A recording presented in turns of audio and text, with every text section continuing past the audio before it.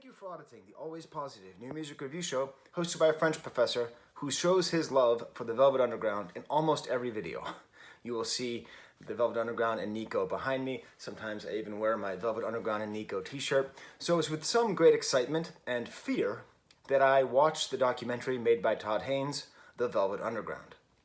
Now, to give you my review of this, I want to start off with discussing something I reviewed a couple weeks ago. The tribute album to The Velvet Underground and Nico, I'll Be Your Mirror. Look at that, huh? It actually has a mirror on the front. So when I listened to this, I felt a similar fear. Like, there's no way this is going to be good. There's no way this is going to capture the spirit. I think, I just saw it as like it was going to be a cynical cash grab, And that's what I feared with this video as well. But that's the real question. With all of this flurry of Velvet Underground stuff, is it a cynical cash grab? An overly sanitized vampire sucking at the blood of something that was relevant over 50 years ago?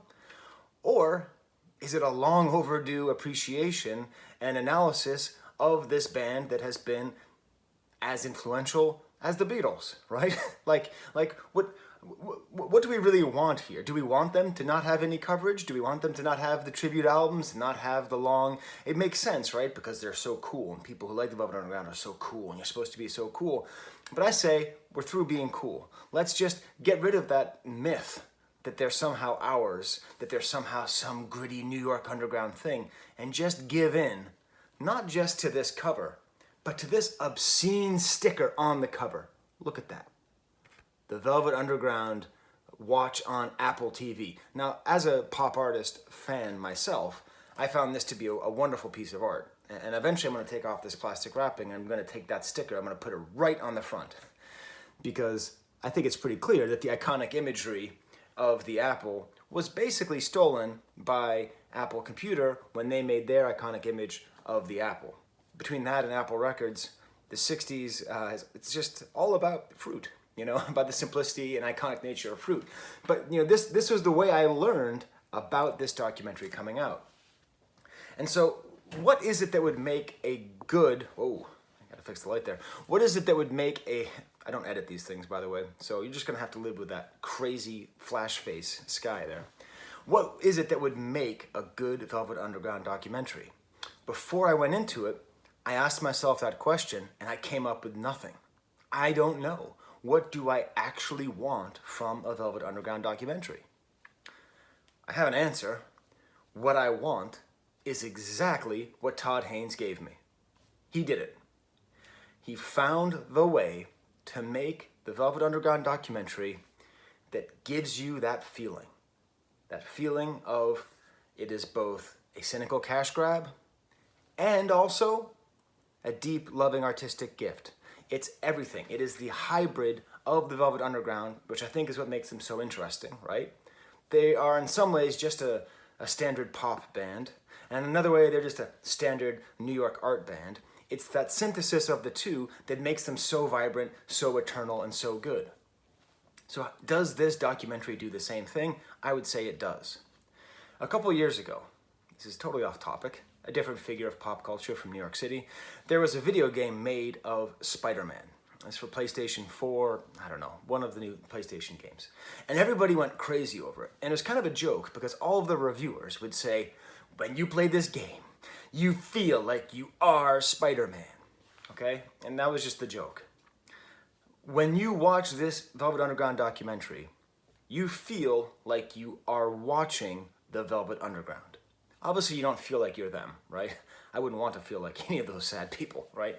But you do feel that excitement, that synthesis of pop and art and how those things go together. And the way that he does this is spectacular. The thing about Todd Haynes, he's a great director. If you've never seen Safe, that's maybe his most underrated movie, Julianne Moore, it's quite good from a long time ago. But, he did the I'm Not Here movie about Bob Dylan, right? And that movie was controversial and interesting, but it didn't make you feel like you were Bob Dylan. It made you feel like you were reading a Bob Dylan interview. Because a Bob Dylan interview is filled with lies, with mythologizing, with obfuscation, and startling truths, right? That's what a Bob Dylan interview is. Like, you read it and you're reading it on 3 different levels all at once, right? Like, what's the lie, what's the truth, and what's the deeper truth, right? And basically all of Bob Dylan's interviews are all lies and deeper truths. And that, Jesus, the true part in the middle there, I didn't mean to flick you off. The true part in the middle is the least important. That's what Todd Haynes understood in making a Bob Dylan movie. And what he understands in making this Velvet Underground movie is how to merge that hybrid status, this pop art band, or this art pop band. He does it in a lot of very interesting ways. The archival footage is treated so perfectly because realistically, I mean, you know, I would pay good money just to sit in a room with all this archival footage, right? Like as a Velvet Underground nerd, I would just like, I just want to see all of it, but it's used sparingly. And it's not used with this sort of like this archaeological reverence. It's just kind of thrown in there. And most often, it's in half of the screen. So he does this amazing thing where for much of the movie, when he's discussing the players in the band and the people in Warhol's circle who are integral in the band, he has Warhol's screen tests. If you don't know, Warhol's screen tests were movies that he made where he just filmed you and you just had to just stare at the camera. Just a close-up like this, and you had to just stand there for minutes. You had to try not to blink. Okay? That was what he did. And obviously, Warhol, the great genius, got a lot of interesting stuff out of that. So he shows you these screen tests on one side, while the other side has the voiceovers, has the modern interviews, has amazing like time-specific photographs, and it creates that sense that you had, right? They spent a fair amount of time with the Exploding Plastic Inevitable, the concerts that Andy Warhol would put on with Velvet Underground and Nico, and you sort of had that feeling where you can't really keep up with everything. Like, it's a little bit overwhelming, you know? The Dr. and Mrs., my wife, she commented, you know, that this feels kind of like a drug trip. I don't think that was the point of the movie, a little bit in the beginning, but it does have the feeling of like trying to keep up with everything, which you often have listening to Velvet Underground, you know? They'll have songs where 2 different people are saying 2 different things at the exact same time, and you have to figure out which ear to listen to, right? So he's able to do it that way, right? This is already a very interesting and brave usage of split screen. You know, I mean, when we think about the history of split screen in movies, we immediately go to Woodstock, but I think this is maybe more effective just because Warhol's coverage, the screen tests, like I could watch Lou Reed staring at the camera for 5 minutes and never get bored, you know? And then the modern interviews. This is the diciest gamble, I think, on Todd Haynes' part, because he intentionally aged the footage of the modern interviews. So it looks a little bit grainy. And as a, I don't know, art historian or film historian or cultural historian or some dumbass French professor with a YouTube channel, you know, as someone like that, you know, I was like, come on, man. You've got HD, you've got all the lights, stop pretending to make this vintage. But it actually worked because it made the whole thing feel a lot more seamless by having the modern footage a little bit grainy.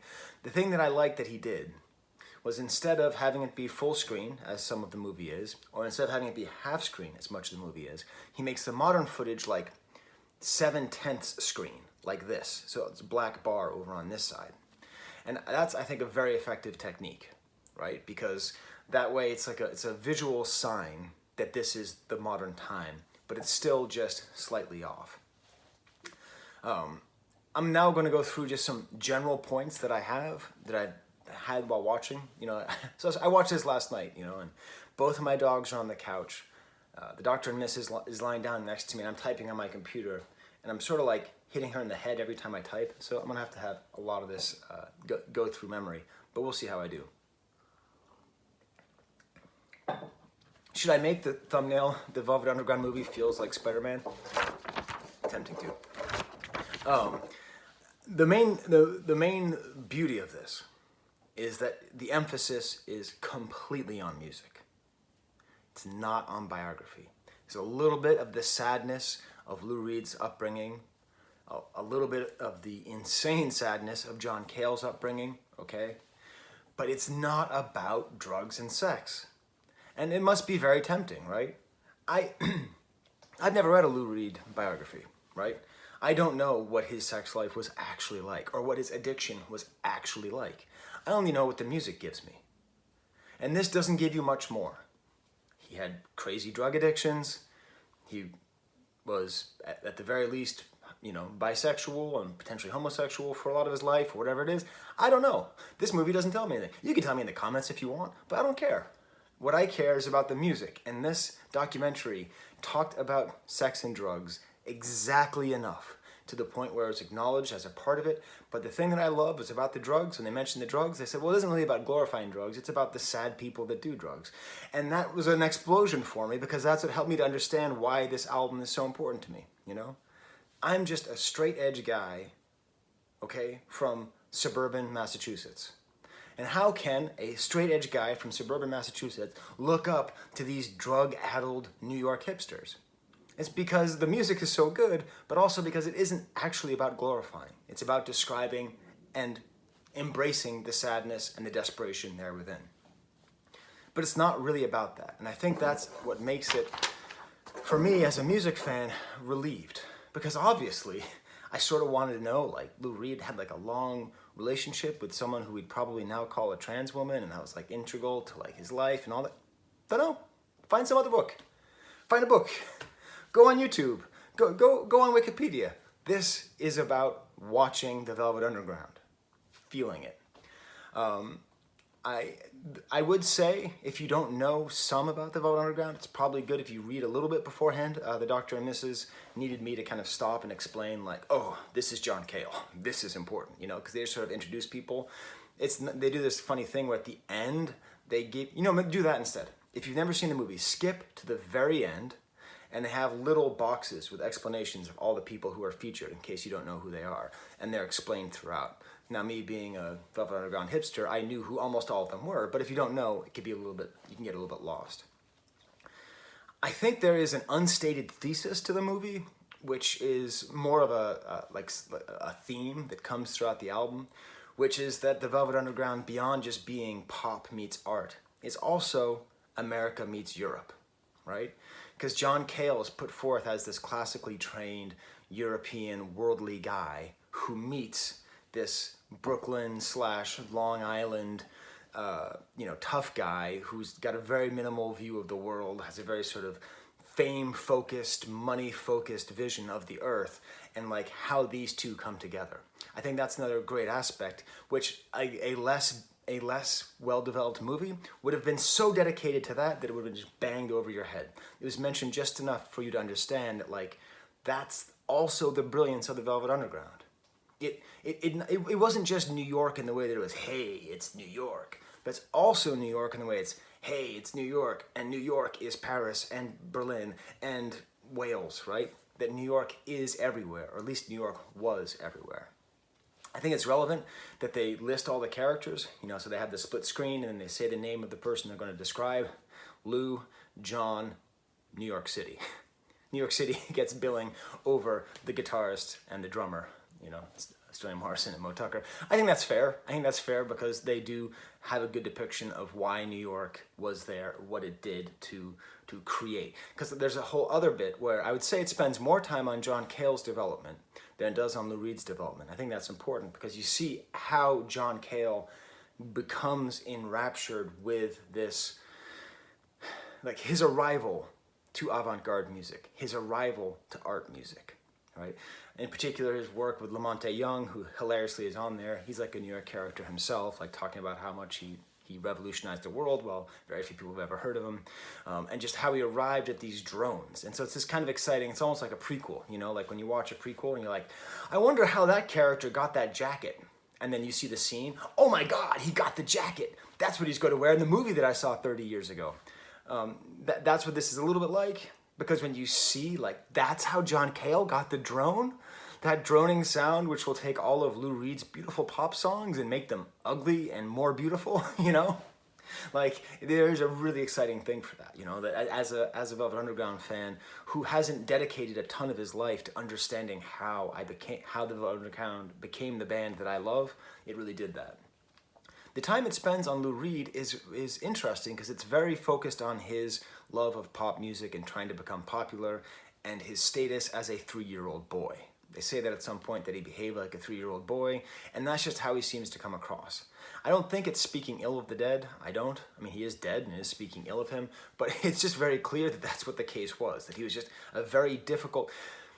He doesn't seem like an unlikable person. He seems like a very difficult person.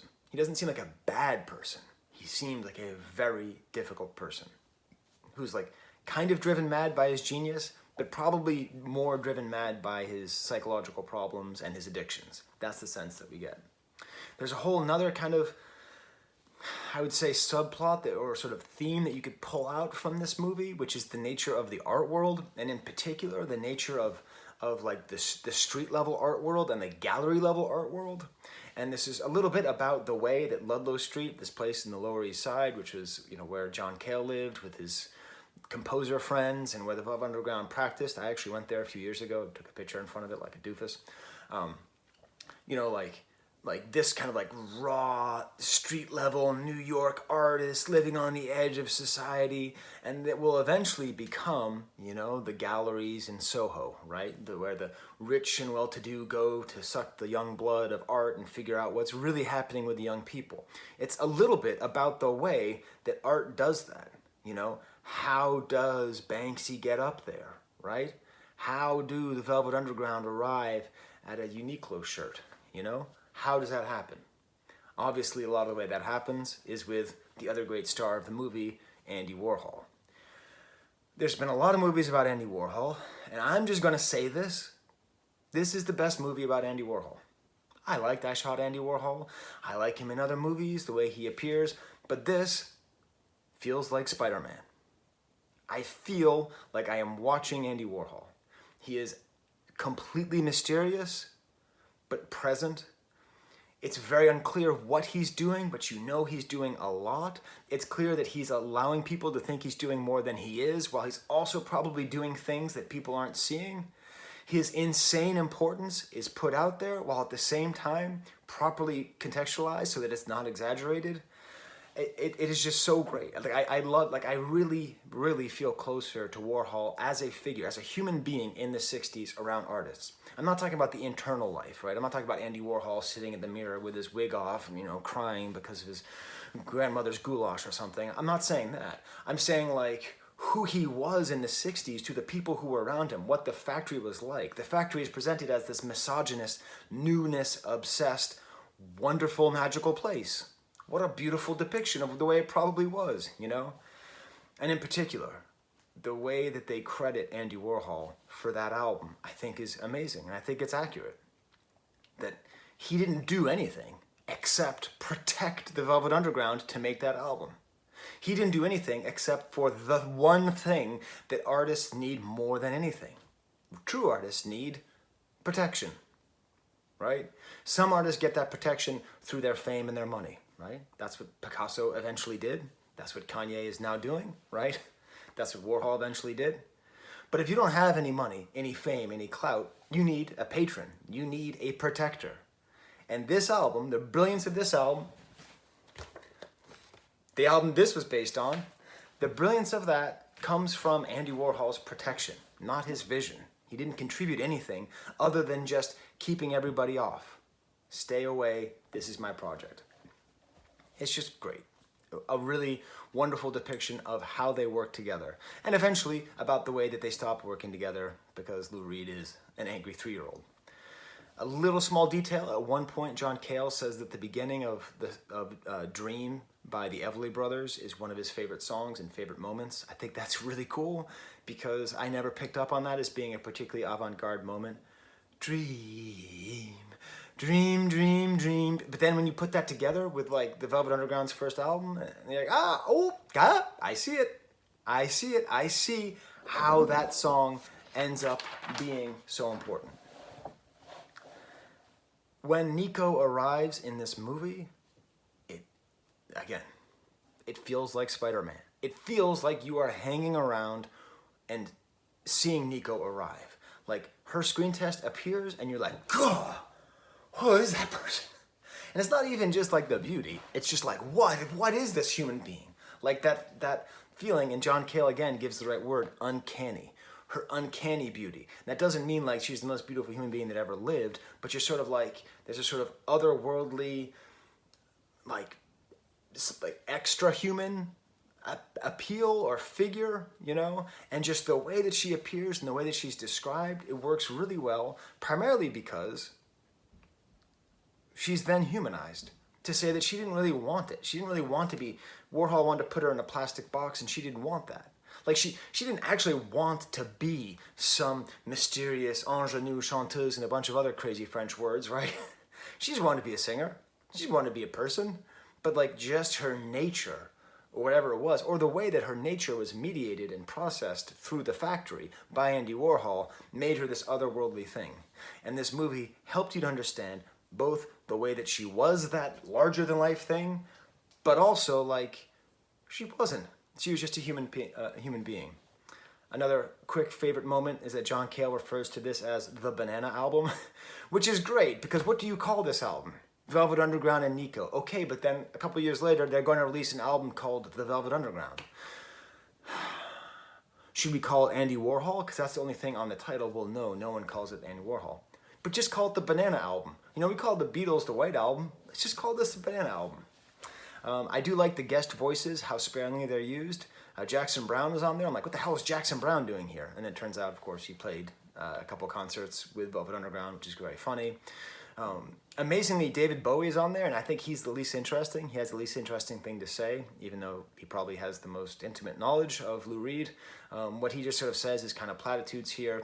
And one of my favorite moments, of course, is Jonathan Richman, a straight-edge kid from suburban Massachusetts, where he says, these people would understand me. This makes me laugh because, you know, when I heard Modern Lovers, I said, this person understands me. And it's a great kind of connection there. I also think it's interesting the way that they seem to, they don't clear up the fact they hated Frank Zappa. Velvet Underground and Frank Zappa didn't like each other. And they make it like this New York West Coast thing. And that like, because Frank Zappa were hippies and everything. But I think it's kind of a real loss. Because I think if Lou Reed and Frank Zappa got in a room and talked about how much they hated hippies together, they would have potentially made some really great music. Or maybe Lou Reed and, maybe John Cale and Frank Zappa. It's kind of a funny like misunderstanding. I would say I do wish the movie were longer or in two parts. I don't know. They just, after the first album and the tour for the first album, they just started speeding up. Now it's kind of intentional because White Light, White Heat they put off as like a very speed-induced album, and just the kind of anger and speed of that album. You know, like the breakup with Warhol, where Lou Reed said everyone thought he was the lead-up guitarist. You know, and John Cale leaving was talked about, but really, whatever the hell the Velvet Underground were, they were not the same thing after John Cale left, right? I mean, I don't know, this might be too controversial, but I think you could say that after John Cale left, they were just the Lou Reed solo act, right? Yeah, Doug Yule comes in and he's well represented as this other voice, but to a certain extent, right, that the synthesis, that hybrid that made the Velvet Underground was no longer there. But hey, you know, maybe that's why they sped through the end, Sky. Maybe they think the same thing. Maybe they're actually supporting the point that you just made, Sky. Maybe Todd Haynes knows what he's doing. I don't know. I am happy, though, that they spent a lot of time on the song After Hours, sung by Mo Tucker, the drummer. Because when we talk about the influence of the Velvet Underground, I rarely hear this song as mentioned. I think that her shaky, insanely lovable voice, right? We listened to it, and the Dr. and Mrs. doesn't know the Velvet Underground very well, and she's like, that song was amazing. Every time you hear After Hours, when you close the door, like, you just get this feeling of just warmth and love and excitement and a little bit of darkness and a little bit of lightness, and it's all together. I think this song is so influential because it taught everybody, and I think in particular women, that they didn't have to be Nico or Jim Morrison to be a lead singer. You could be kind of a shy, nervous, very clearly very nervous, they make a big point of that in the movie, kid who just gets up there and can sort of hit these notes. I think for all of the praise that Velvet Underground rightfully gets for starting underground music, I think we need to divert a lot more attention towards After Hours, towards Mo Tucker's performance, because I think there are thousands and thousands of people, especially women, who were empowered by that to say that their voice, even if they are not Nico or Janis Joplin, that their voice matters. It's just great. Then as we get towards the end, it's appropriately sad when we get to Loaded, which I don't even like listening to Loaded. It just sounds too sad to me with most of the band not being there. Again, it feels by the end, this is what the Dr. and Mrs. said, by the end it feels like it's talking about how Lou Reed's solo career started and not about the end of the Velvet Underground, and that's kind of there. And after that, it speeds right through the breakup, and it barely even mentions the reunion. It doesn't talk at all about the reunion. I don't think it really needed to. I think they ended it the way they needed to. So, there we go. There's my review of the Velvet Underground by Todd Haynes. Apple Music, Apple TV, it sucks. I mean, it doesn't suck. I'm okay with Ted Lasso. If you find my secret channel, I talk about Ted Lasso on my secret channel. But this is worth it. I would say this is worth whatever it costs to get Apple TV for a month. Just get this and watch this. It's that good. Okay, well, until next time, there's the camera. Close the door.